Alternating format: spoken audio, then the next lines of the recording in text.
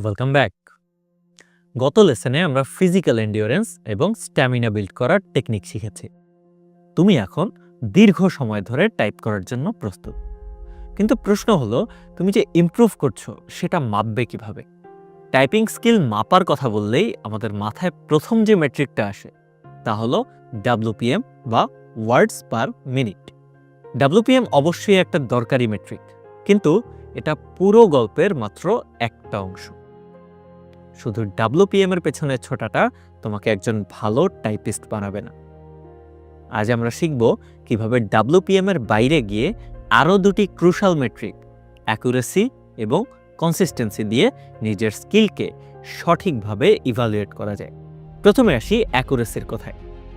এটা হলো professional টাইপিংয়ের foundation. একটু ভাবো, তোমাকে কাস্টমারের ইনভয়েস নাম্বার বা ট্রানজাকশন ডেটা এন্টার করতে হচ্ছে।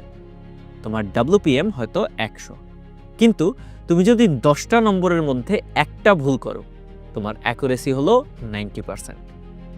ওই একটা ভুলের কারণে পুরো ট্রানজাকশনটাই ফেল করতে পারে।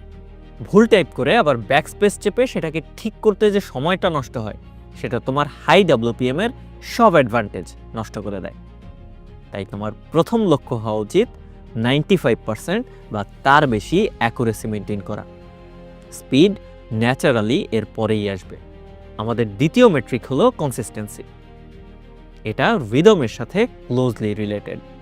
কনসিস্টেন্সি মাপে তোমার প্রত্যেকটা কিস্ট্রোকের মাঝখানের সময়ের ব্যবধান কতটা সমান। একজন প্রফেশনাল টাইপিস্টের কনসিস্টেন্সি গ্রাফ হয় অনেকটা ফ্ল্যাট লাইনের মতো। সে অ্যান্ডের মতো সহজ শব্দ যে রিদমে টাইপ করে, কনসিস্টেন্সির মতো কঠিন শব্দ প্রায় একই রিদমে টাইপ করে। কিন্তু একজন ইনকনসিস্টেন্ট টাইপিস্টের গ্রাফ হয় খুবই স্পাইকি। সে সহজ শব্দে খুব ফাস্ট আর কঠিন শব্দে এসে আটকে যায়। So the conclusion is WPM হলো তোমার পোটেনশিয়াল স্পিড, অ্যাকুরেসি হলো তোমার রিলায়েবিলিটি, আর কনসিস্টেন্সি হলো তোমার এফিসিয়েন্সি এবং ফ্লো।